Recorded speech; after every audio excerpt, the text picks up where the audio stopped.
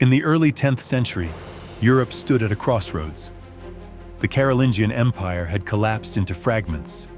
Byzantium clung to its influence along the Adriatic.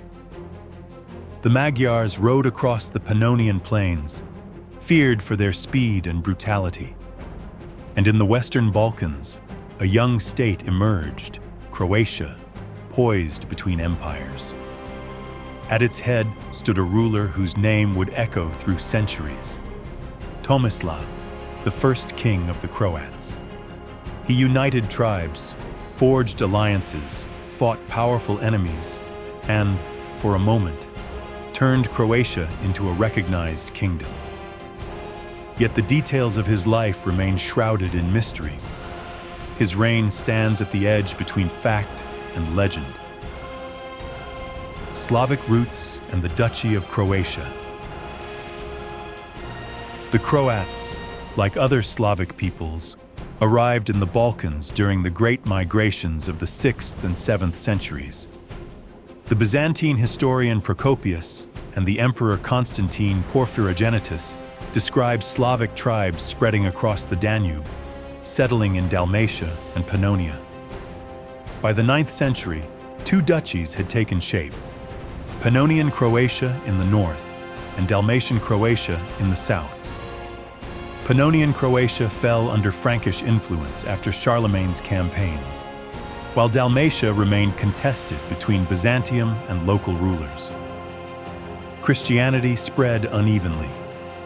The coastal cities were firmly tied to Byzantium, while the interior was influenced by missionaries from Rome.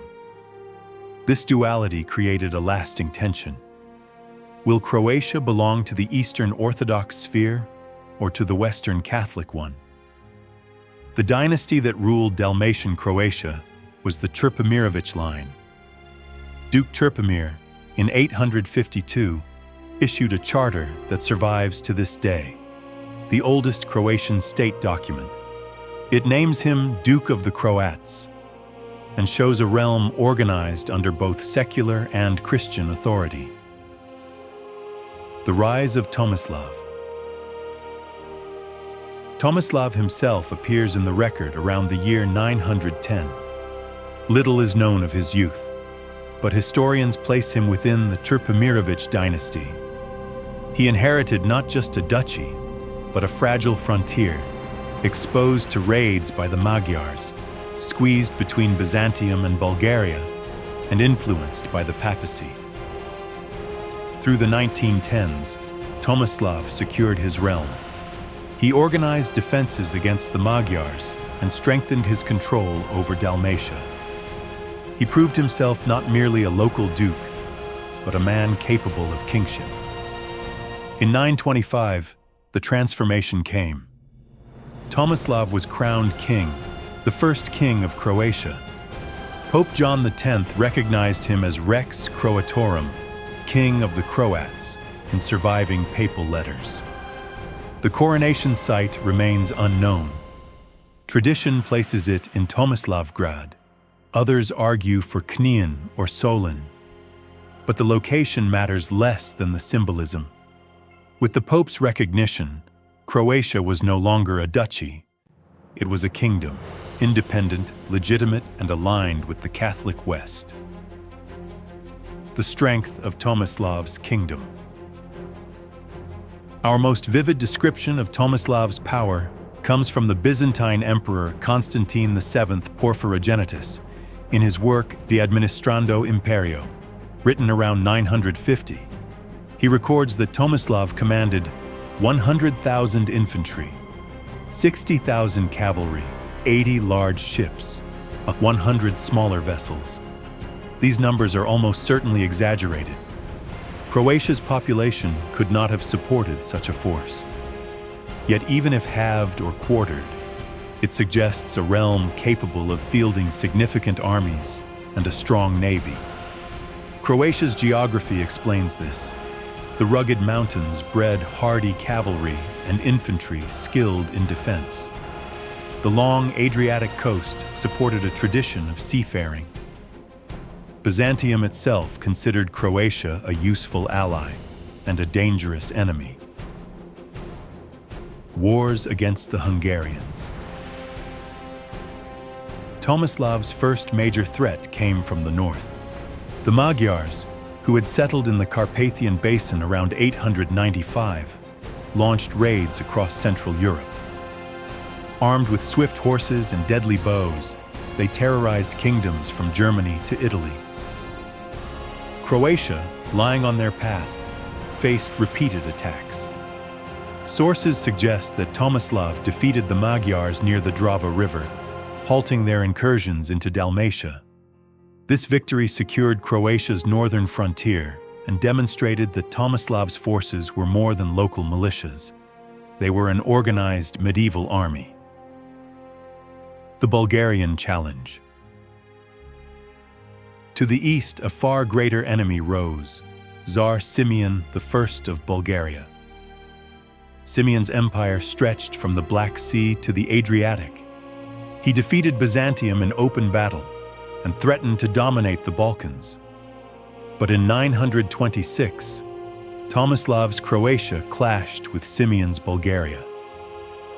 Although the details are vague, later sources claim Tomislav's forces defeated the Bulgarians, pushing them back and preventing an expansion into Dalmatia. Whether this was a crushing victory or simply a successful defense, the effect was the same. Croatia held its ground against one of the most feared rulers of the age. Alliance with Byzantium and the papacy. Tomislav's diplomacy was as important as his battles. Byzantium, grateful for Croatian support against Bulgaria, recognized Tomislav's authority over the Dalmatian coastal cities. This gave Croatia not only land, but also valuable ports and trade routes. With Rome, Tomislav strengthened ties through the Synod of Split in 925. The papacy sought to establish stronger control over the Croatian church. A dispute arose between the Archbishopric of Split and the Bishopric of Nin over ecclesiastical authority. Tomislav supported Split, aligning with the Pope's wishes and firmly attaching Croatia to the Catholic world rather than the Orthodox. This decision had lasting consequences. From Tomislav onward, Croatia's identity was bound to the Latin West, not to Byzantium. The disappearance of Tomislav. And then, silence. After 928, Tomislav vanishes from the sources. No chronicle records his death. No grave has been identified. His successor, Trpimir II, appears suddenly, as if Tomislav had simply been erased. Legends grew in the absence of facts. Some claimed he died in battle. Others whispered of betrayal and assassination. But the likely truth is simpler. He died a natural death, unrecorded, as medieval chroniclers often ignored even great rulers. Yet this silence only deepened his mystery. Tomislav's legacy. Despite the lack of details, Tomislav's memory survived. Later, Croatian rulers invoked his name as a source of legitimacy. In the 19th century, during the Croatian national revival, Tomislav was elevated as the symbolic father of the nation.